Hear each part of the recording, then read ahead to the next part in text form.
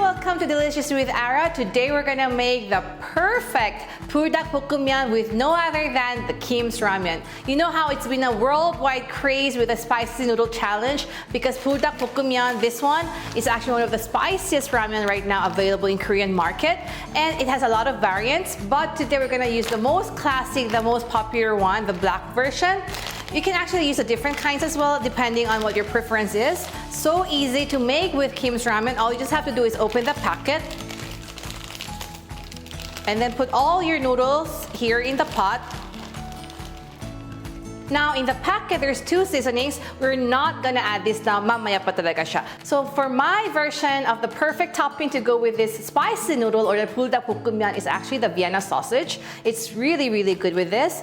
And just to blend out konti yung lasa niya, medyo mag-smoothen out yung spiciness niya, I have here enoki mushrooms. Of course, it's really up to you whether gusto niyo ng mushrooms or not.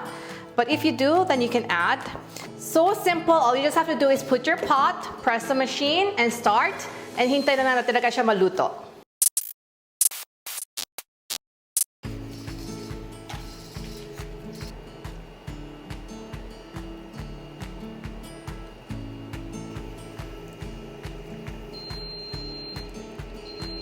So once you hear the beep, you have to drain the water.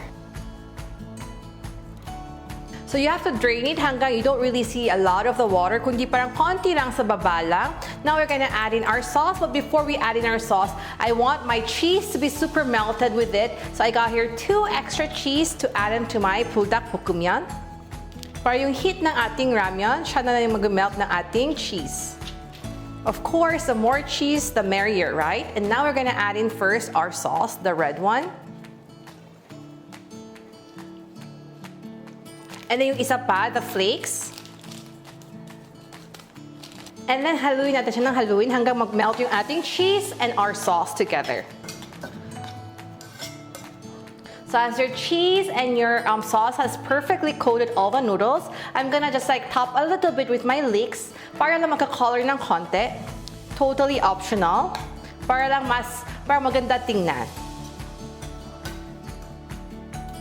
I added enoki mushrooms, and as you can see, super luto na talaga siya, like my noodles, pero hindi talaga halata. So for those who don't like mushrooms, but you know how healthy it is, siguro this is one of the tricks you can do yourself na hindi talaga halatang may mushroom kayo, but you can actually have the health benefits of it. And you know the Vienna sausage, yung smell niya, super appetizing. Together with my cheese, you can actually never go wrong with more cheese. So hope you enjoy my perfect combinations of my different toppings with my spicy noodles. This way you can enjoy your spicy noodle challenge even more. So hope you enjoy my 불닭 ramyun recipe. So see you next time. Bye!